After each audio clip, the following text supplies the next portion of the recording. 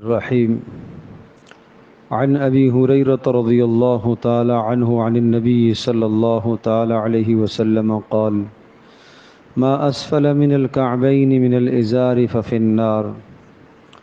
حضرت ابو ہریرہ رضی اللہ تعالی عنہ سے روایت ہے کہ رسول اکرم صلی اللہ تعالی علیہ وسلم نے ارشاد فرمایا، ٹخنوں کا جو حصہ شلوار کے نیچے رہے گا وہ جہنم میں جائے گا۔ ایک روایت میں ارشاد فرمایا کہ مومن کی ازار اور تہبند یا شلوار وہ نصف پنڈلی تک ہونی چاہیے، اور اگر نصف پنڈلی تک نہ کر سکے تو تھوڑا سا نیچے کر لے۔ اور وما تحت الکعبین من الازار ففی النار، اور ٹخنوں سے نیچے اگر شلوار ڈھلک جائے تو وہ نیچے کا حصہ پھر جہنم میں جائے گا۔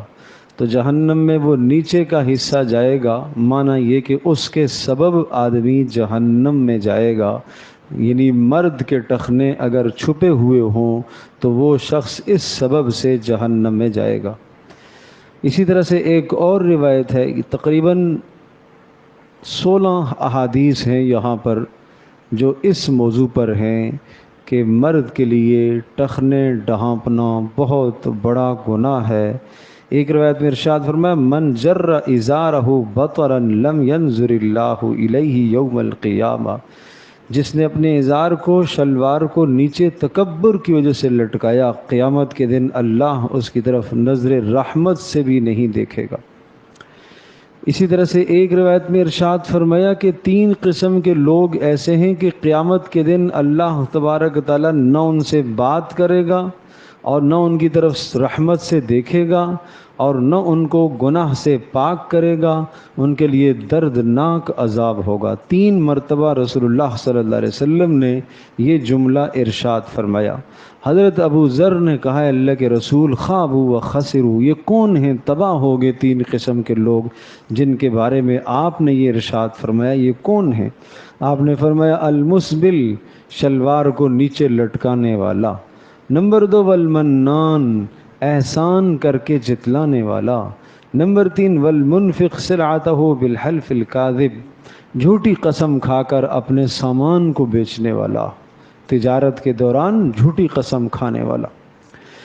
حضرت ابن عمر رضی اللہ تعالی عنہ ارشاد فرماتے ہیں، من جر شیئا خیلاء لم ینظر اللہ الیہ یوم القیامہ، جس نے ذرہ سا بھی کپڑا نیچے لٹکایا تو وہ بھی اللہ پاک رحمت کی نگاہ سے اس کو نہیں دیکھے گا۔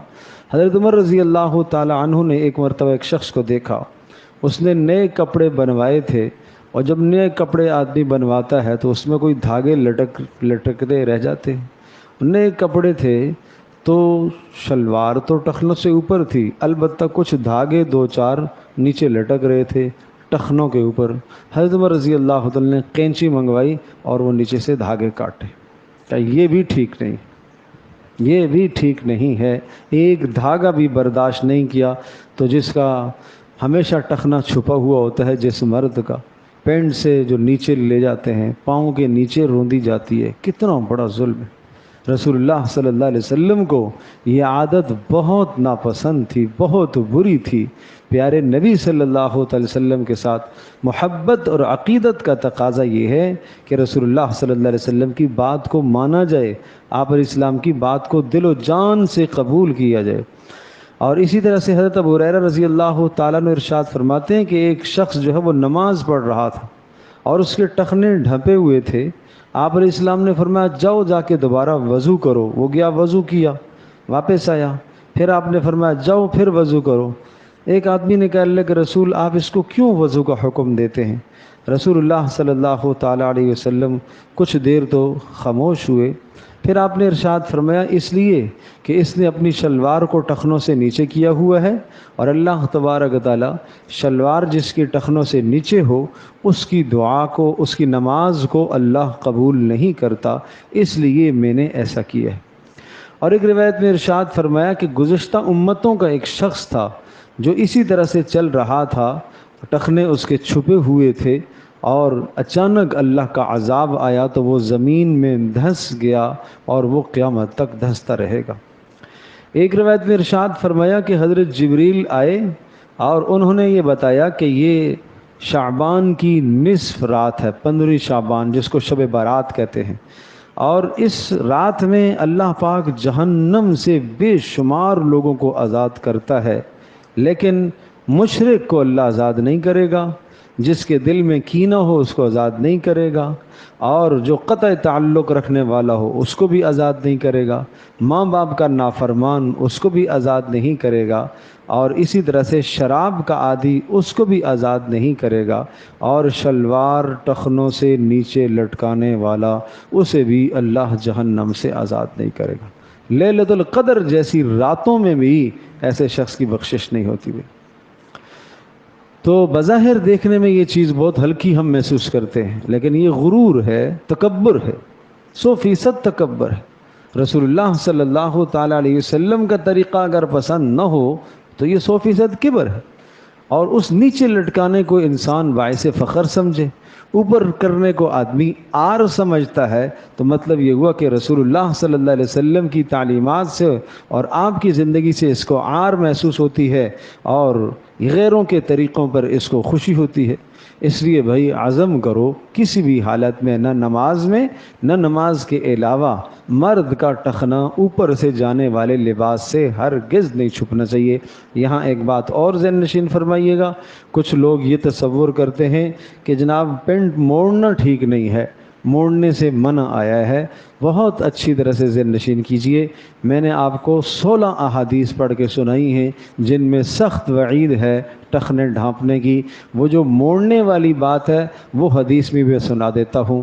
حضرت انس رضی اللہ تعالی عنہ ارشاد فرماتے ہیں، کنا لا نکف ثیابنا فی زمن رسول اللہ صلی اللہ تعالی علیہ وسلم، ہم رسول اکرم صلی اللہ تعالی علیہ وسلم کے زمانے میں کپڑوں کو سمیٹا نہیں کرتے تھے۔ یہ کیا کہہ رہے ہیں؟ سمیٹا نہیں کرتے تھے۔ ہوتا یہ تھا نیچے فرش کچے تھے، کچی زمین ہوتی تھی، تو کچھ لوگ جب زمین میں سجدہ کرنے کے لیے نیچے ہوتے تھے تو اپنے کپڑے تاکہ مٹی نہ لگے اور خراب نہ ہو سمیٹ لیتے تھے، اور رسول اللہ صلی اللہ علیہ وسلم نے اس طرح سے کپڑوں کو سمیٹنے سے منع فرمایا۔ سجدے میں جا رہا ہے تو شلوار کھینچ کے اوپر کر رہا ہے، آستینیں اوپر کر رہا ہے کہ نیچے سے مٹی نہ لگ جائے، تو اس سے رسول اللہ نے روکا کہ یہ کپڑا نہ موڑا کرو، اس طرح سے نہ موڑا کرو۔ اس کو لوگ اس پر چسپاں کرتے ہیں کہ نہیں بھائی وہ اوپر کرنا موڑنا مکروہ ہے۔ بھائی ہر حال میں حرام ہے، مرد کا ٹخنوں کا چھپانا سخت گناہ ہے، نماز کے اندر بھی نماز سے باہر بھی۔ تو باہر کی زندگی میں اللہ کا بندہ اگر وہ گناہ کر ہی رہا ہے تو پھر جب مسجد میں آتا ہے تو کم از کم اس گناہ سے بچے۔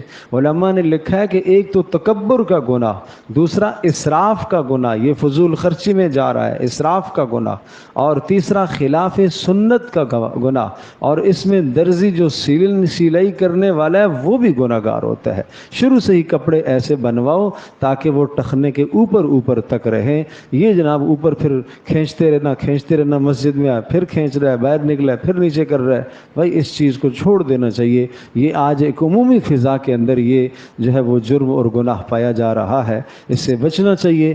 رسول اللہ صلی اللہ علیہ وسلم کو بس یہ دیکھیں اللہ کے نبی کو اس سے تکلیف ہوتی ہے، تو امتی ہونے کی حیثیت سے پیارے پیغمبر صلی اللہ علیہ وسلم کو تکلیف نہ دیں۔ اللہ پاک عمل کرنا آسان فرمائے۔